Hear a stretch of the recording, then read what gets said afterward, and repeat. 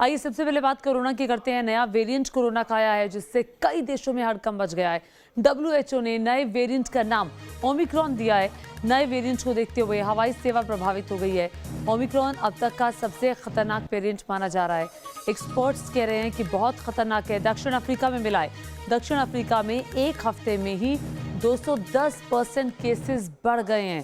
दक्षिण अफ्रीका में ये वेरिएंट मिला है, सिंगापुर में मिला है और एक और देश में मिला है। और ये वेरिएंट बहुत ज्यादा खतरनाक क्यों है, आइए देखते हैं। पिछले 2 साल से जिस महामारी ने पूरी दुनिया को तबाह कर रखा है, अब उसका 32वां वेरिएंट सामने आया है, जिसे नाम दिया गया है ओमिक्रॉन। ग्रीक भाषा में तारामंडल के 15वें तारे को ओमिक्रॉन कहा जाता है। कोरोना वायरस ने पूरी दुनिया को भावनात्मक से लेकर आर्थिक स्तर पर झकझोर दिया है।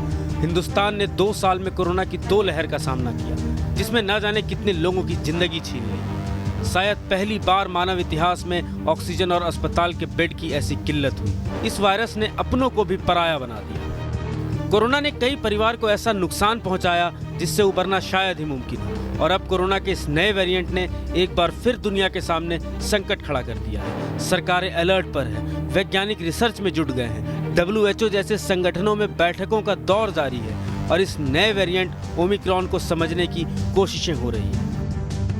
दक्षिण अफ्रीका के राष्ट्रीय सार्वजनिक स्वास्थ्य संगठन national institute for communicable disease ने पुष्टि की है कि दक्षिण अफ्रीका में ओमिक्रॉन वेरिएंट का पता चला है और जीनोम अनुक्रमण के बाद ओमिक्रॉन के 22 मामले की पुष्टि हुई है। खतरा बढ़ने से पहले ही बचाव के उपाय अपनाए जा रहे हैं। इसके साथ ही दुनिया के दूसरे देशों में भी इस पर चिंता जताई गई है।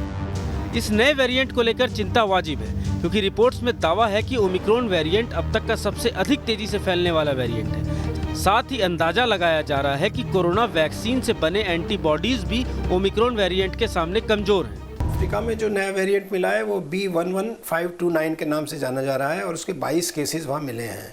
और ख़तरनाक इसलिए कहा जा रहा है कि ये बहुत तेज़ी से इन्फेक्शन फैलाता है।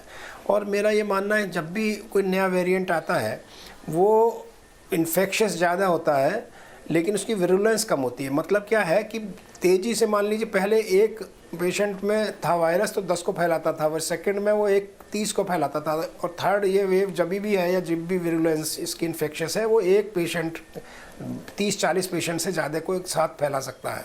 इसीलिए इसको खतरनाक माना है। कोरोना के इस 32वें वेरिएंट ने सरकारों को नए सिरे से सोचने और कठोर कदम उठाने पर मजबूर कर दिया है। 3 देशों में अब तक इस वेरिएंट के 26 मामले सामने आए हैं। दक्षिण अफ्रीका में 22 मामले, बोत्सवाना में 3 और हांगकांग में 1 मरीज की पुष्टि हो चुकी है।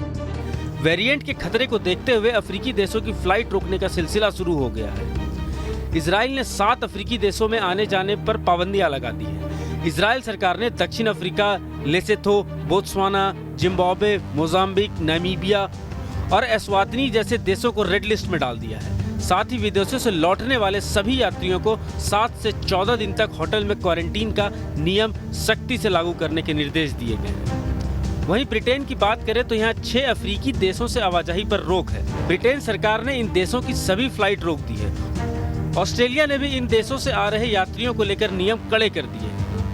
हिंदुस्तान में अभी त्योहारों का सीजन था तो लोगों ने बाजारों में जमकर खरीदारी की, जिस दौरान लापरवाही भी बरती गई। स्कूल कॉलेजों को फिर से खोल दिया गया है। सब कुछ सामान्य होता दिख रहा है, लेकिन कोरोना के इस नए वेरिएंट ने एक बार फिर खतरे की घंटी बजा दी है। Team news nation.